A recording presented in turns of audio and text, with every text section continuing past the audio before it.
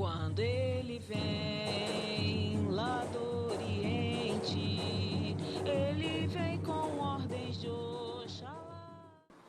Sérgio Navarro, queria pedir para você começar falando um pouquinho sobre a implantação dos graus lá na época do primado, porque Caboclo Mirim no começo não tinha, né, muito essa separação. Como é que você pode dar uma brifada aí?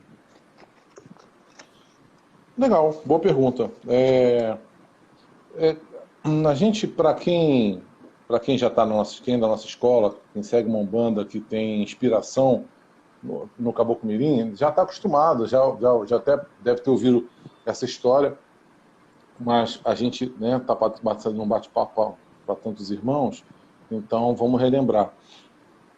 A escola do Caboclo Mirim, ela não veio pronta, não veio formatada. O Caboclo Mirim não baixou em 1920 numa mesa espírita e já chegou, agora vai ter uma Umbanda que vai ter 7 graus, que vai ter Abaréguaçu.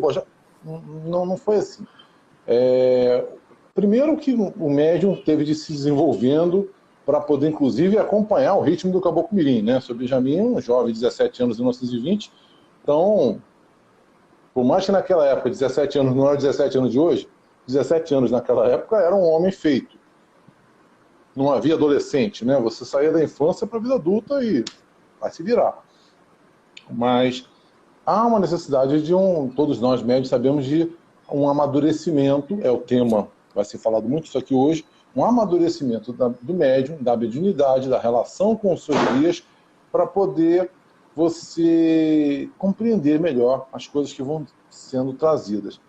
E aí começou muito espírita, né? A Umbanda era eu posso dizer que naquela época a Umbanda era quase um tipo de espiritismo. Enfim, então o Caboclo Mirim veio num ambiente muito espírita kardecista, né? No início do século passado. E a Umbanda era, no início, voltada muito, feita até com mesa, mesa espírita. O caboclo vinha na mesa espírita, era uma coisa bastante misturada. Era espiritismo de Umbanda, como eles chamavam. Aí, mais 20, uns 30 anos, né? O seu Benjamin já trabalhava com o Caboclo Mirim há cerca de 30 anos. Quais de nós aqui trabalham com seu guia há 30 anos? Pouquíssimos. E aí, Caboclo Mirim já num movimento de aproximação, de unificar a Umbanda, de fazer a Umbanda caminhar junta, começou os preparativos mandando emissários nos anos 40, depois daquele congresso no Umbanda de 41, ficou a semente plantada de uma união da Umbanda, de uma quem sabe, uma codificação mínima. E os emissários foram visitando tendas, os dirigentes foram se reunindo. Eu soube, me falaram, né, que haviam reuniões até aí já existia o prédio da Matriz, onde ela é hoje. Existiam reuniões até com os caboclos, né, os urubixabas, os dirigentes incorporados, tirando dúvidas de outros assessores, de outros cambonos, tomando nota entre os caboclos entre si, trazendo orientações que vieram a formar o primado de Umbanda. A Tenda Mirim, ela já tinha, vamos dizer assim, que a Tenda Mirim, daquela época, ela já serviu de chassi, base para o que o primado de Umbanda veio a ser.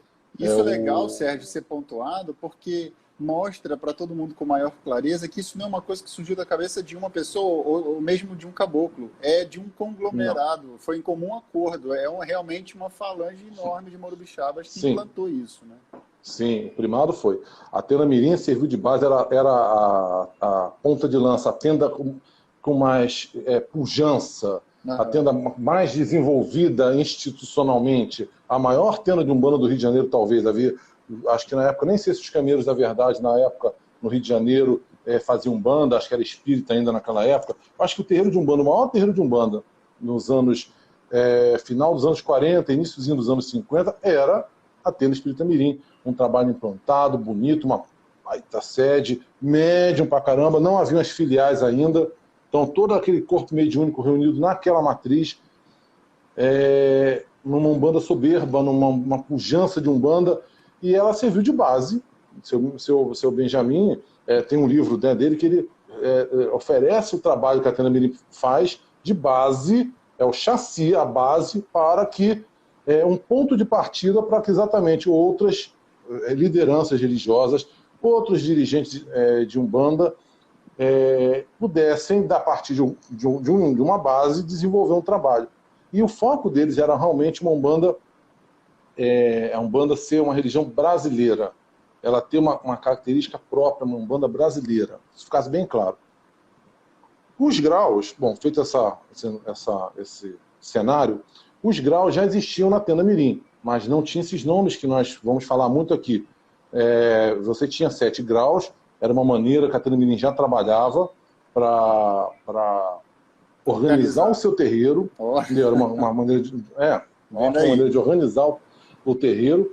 E eram os nomes que nós conhecemos da forma administrativa, que até hoje a gente trata. Era médio iniciando, letra I, são aquelas letrinhas que a gente conhece, aqueles nomes pelas que a gente chama as letrinhas, eram os graus que já tinham na Tenda Mirim. Iniciando, banco, terreiro, 4º grau, 5º grau, acho que subchefe de terreiro, médio, chefe de terreiro, subcomandante, chefe de terreiro, chefe de terreiro, subcomandante, chefe de terreiro e comandante, chefe de terreiro, CCT.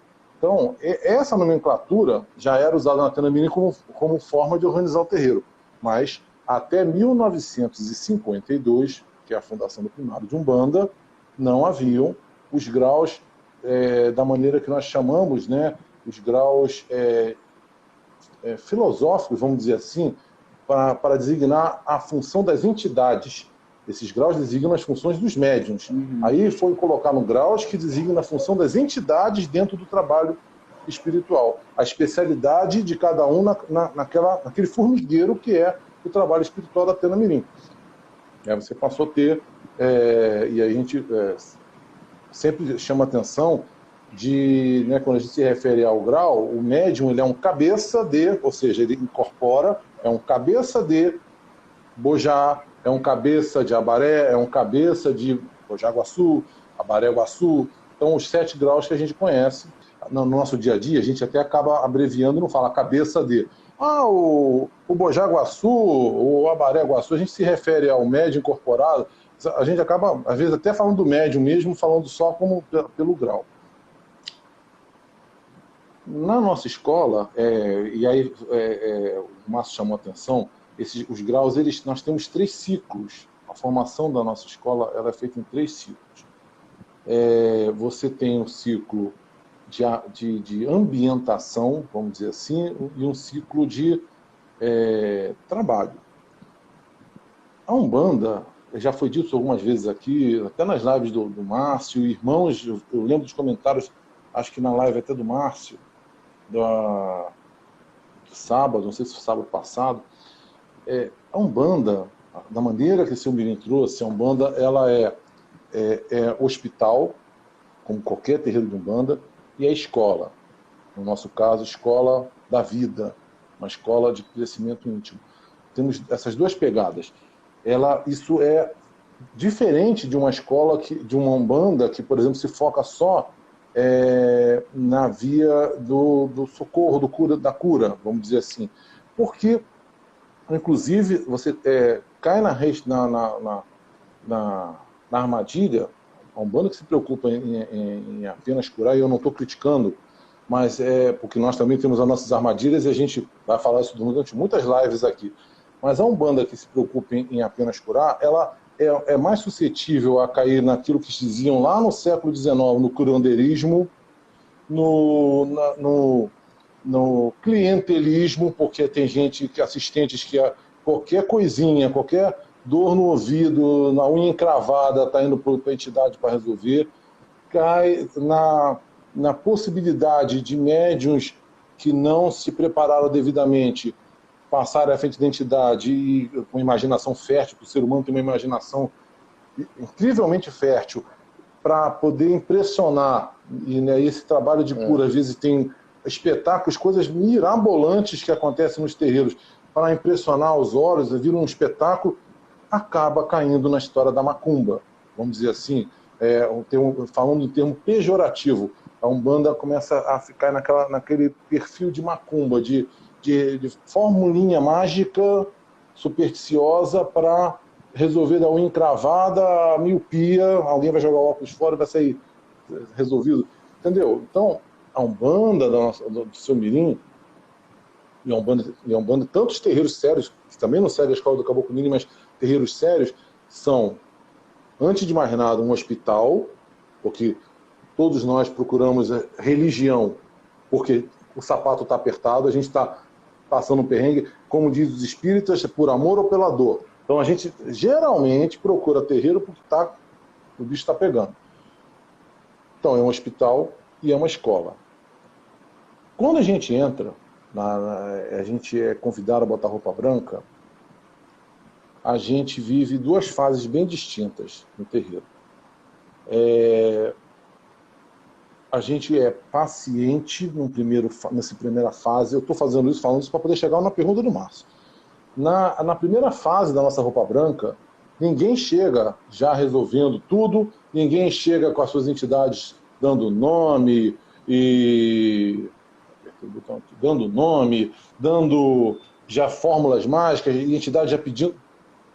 Quando você entra no terreiro, quando você recebe um convite, vai no terreiro, tomar um passe, e a direção da casa vê em você a necessidade de botar roupa branca, a primeira coisa que a casa está vendo é que você precisa de um tratamento mais prolongado. Tratamento, diferente da cura mágica, ela é uma terapia, ela é mais prolongada. É homeopática, se a gente for fazer uma analogia. É uma vitória dia a dia. É quase como a gente fala dos alcoólicos anônimos, por hoje apenas. Quem está doente, passou uma vida doente, mas não adianta, me desculpa, achar que vai chegar num local mágico e que acabou, tudo passou. Não. Um resultado, quando se trata da saúde, então, mais importante do que você achar que vai tomar uma injeção e acabou todos os seus problemas é você mudar a sua forma de viver. Qualquer médico vai te falar isso quando você tem um problema. Se você tem problema respiratório, vai mandar você parar de fumar. Se você está em obesidade, vai mandar você fazer atividade física. Entendeu? E por aí vai. Se você tem, além do atendimento imediato, do socorro imediato, você tem uma terapia, uma maneira um modo de viver que precisa ser avaliado, reavaliado e modificado. A Umbanda séria também não é diferente.